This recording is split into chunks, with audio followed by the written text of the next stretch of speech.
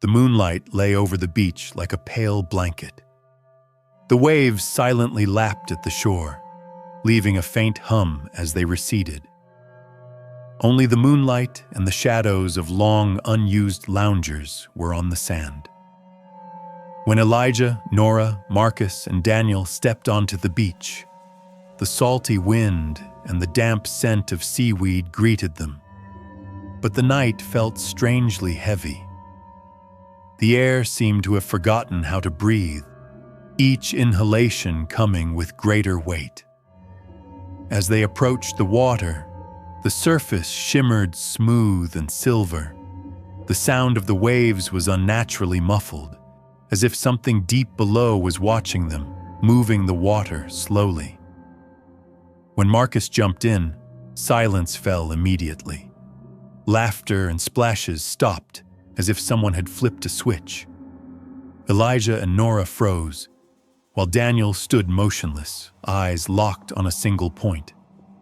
The water darkened suddenly, shapes moving beneath it that were not fish, but humanoid silhouettes. Marcus's body seemed to be pulled into the depths by unseen hands.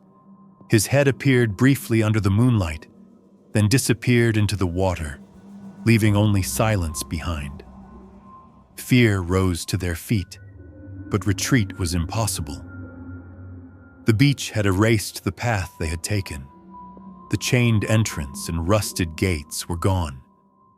The sand began to crack under their feet, as if the shore itself wanted to swallow them. Daniel knelt and pulled a chain buried beneath the sand. Its end was unseen, and the trembling clinks of metal filled the night with a hollow resonance.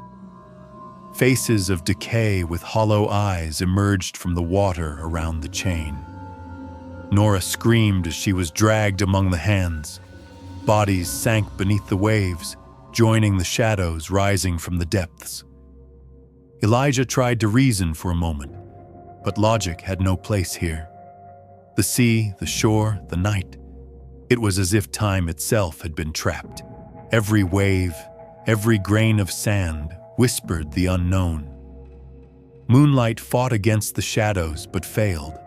The shapes rose from beneath the water, slowly moving toward the shore.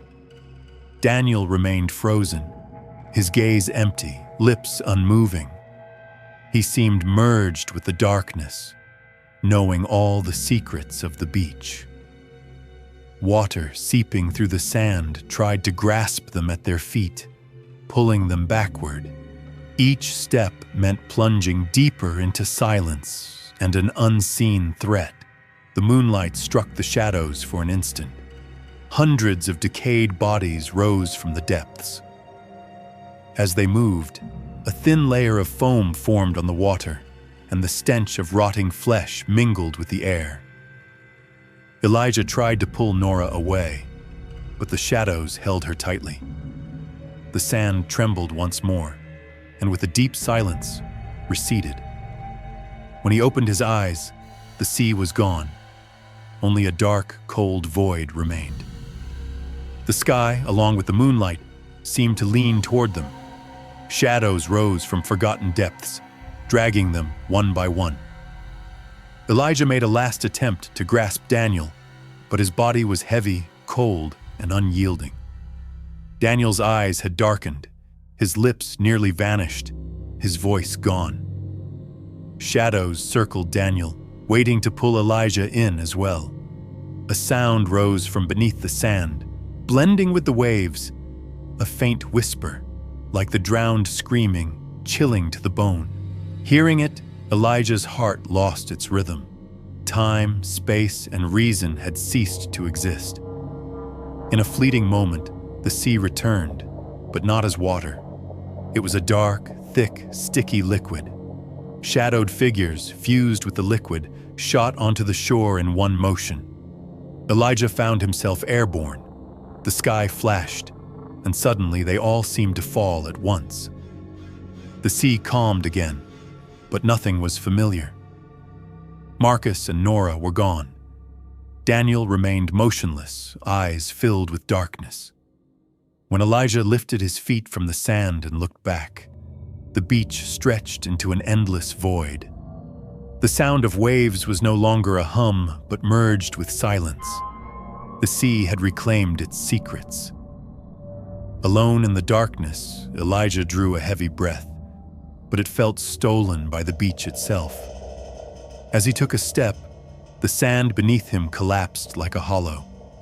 Each step became a trap where past and future merged, and time and space lost all meaning. Moonlight flashed one final time. Shadows rose from the depths of the water, pulling Elijah in with a single glance. From that moment on, the beach and the sea were no longer his. Only silence, shadows, and the lost souls beneath the water remained. The beach where Elijah disappeared was completely silent the next morning. There were no footprints in the sand.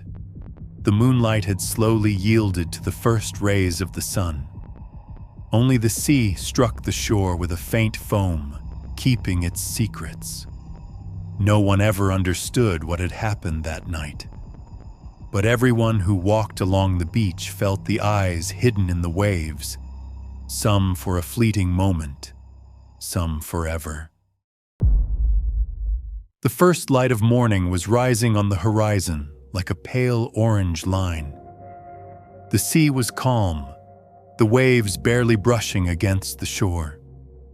The sand was still damp from the night, slightly sticky under Jason's feet. He had come for a morning walk, seeking fresh air, solitude, and a chance to clear his mind away from the city's noise. The beach was empty. Only a few distant seagulls cried. After walking for a while, he noticed a strange glimmer at the water's edge.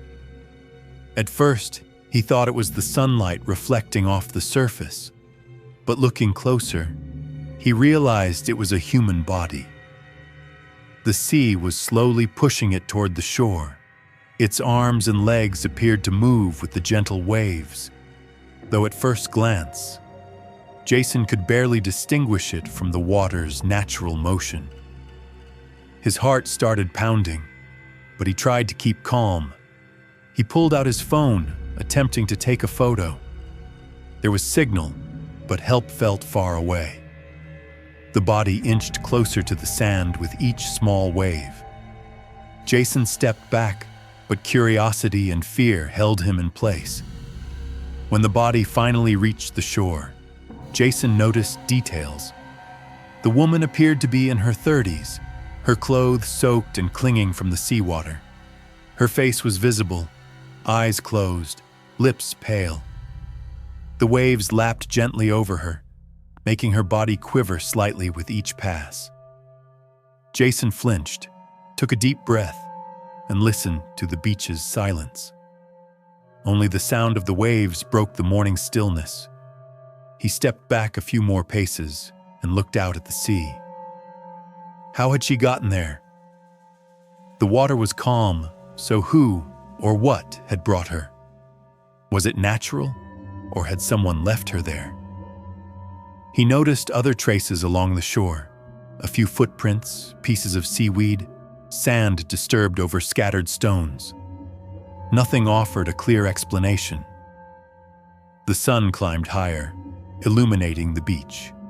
The body was fully visible now, and Jason felt the fear he had been holding back settle deep inside him. Slowly, he pulled out his phone and called the police, his voice trembling, though he tried to stay calm. The body remained on the sand, motionless and cold, asserting its quiet dominance over the beach in the morning light. Jason stepped back, catching his breath, waiting for the authorities.